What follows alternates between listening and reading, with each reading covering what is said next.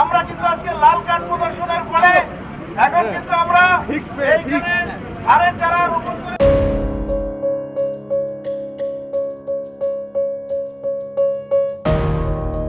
ভোগান্তি কতটা তীব্র হলে সাধারণ মানুষ রাস্তায় নেমে সড়কে ধানের চারা রোপণ করতে পারে।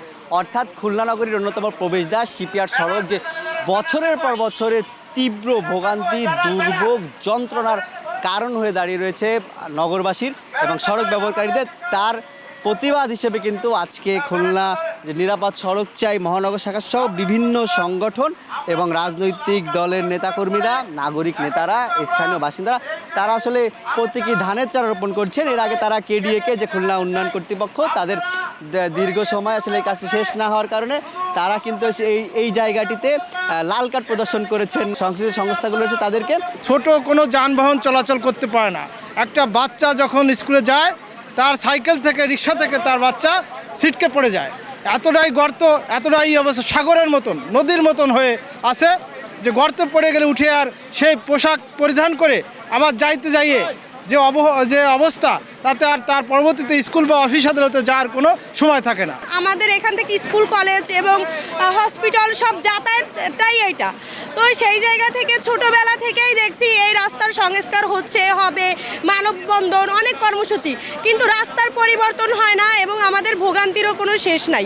এই যে রাস্তার অবস্থা দেখতেছেন, এখানে কোনো গাড়ি চলাচলের উপযোগী না। এখানে অসংখ্য স্কুল, কলেজ আছে, সরকারি বেসরকারি স্কুল, মাদ্রাসা, তারপরে আপনার কলকারখানা আছে, শিপইয়ার্ড আছে, অনেকগুলো বরফ কোম্পানি আছে, অনেক মিল ফ্যাক্টরি এখানে আছে, কিন্তু রাস্তাঘাট চলাচলের একেবারে অনুপযোগী। এবং এই মুহূর্তে আমরা দেখছি যে ধানের চারার প্রতীকী অর্থে আসলে তারা ধানের চারা রোপণ করছে। অর্থাৎ রাস্তার এত যে খারাপ অবস্থা, তারা বলছেন এটি আসলে এখন চাষাবাদ হওয়া ছাড়া আর কোনো উপায় নেই। অর্থাৎ চাষাবাদযোগ্য এই সড়ক, এখানে আসলে পিচ ঢালা যে রাস্তা হওয়ার কথা ছিল সেটি কাদামাটির মেঠো পথ বা গ্রামের সড়কে পরিণত হয়েছে। প্রায় 4 কিলোমিটার যে সড়ক, এই সড়কটি প্রায় 1 যুগ ধরে আসলে এটি অবহেলিত অবস্থায় পড়ে রয়েছে। 2019 সালে এটি কাজ শুরু হওয়ার কথা থাকলেও পরে দফায় দফায় আসলে সময় বেড়েছে। তবে একনেকে যে পাস হয় সড়কটির কাজের বিষয়, সেটি অন্তত 1 যুগ পেরিয়েছে এবং এর ফলে আসলে দফায় দফায় সময় বেড়েছে, ব্যয় বেড়েছে,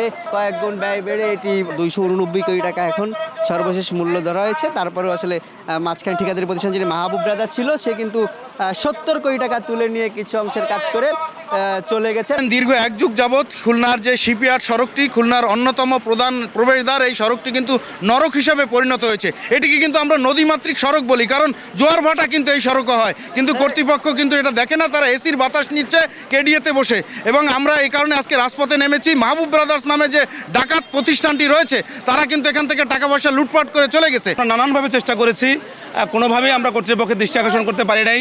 আজকের আমরা এই লাল কার্ড প্রদর্শন করলাম এবং ধানের চারা রোপণের মধ্যে দিয়ে আমরা প্রতীকী যে প্রতিবাদ করলাম, এটার মধ্য দিয়ে আমরা আহ্বান জানাতে চাই যে অতি দ্রুত সময়ের মধ্যে আমাদের এই কেডিএ সড়কের নির্মাণ কাজ সম্পন্ন করা হোক।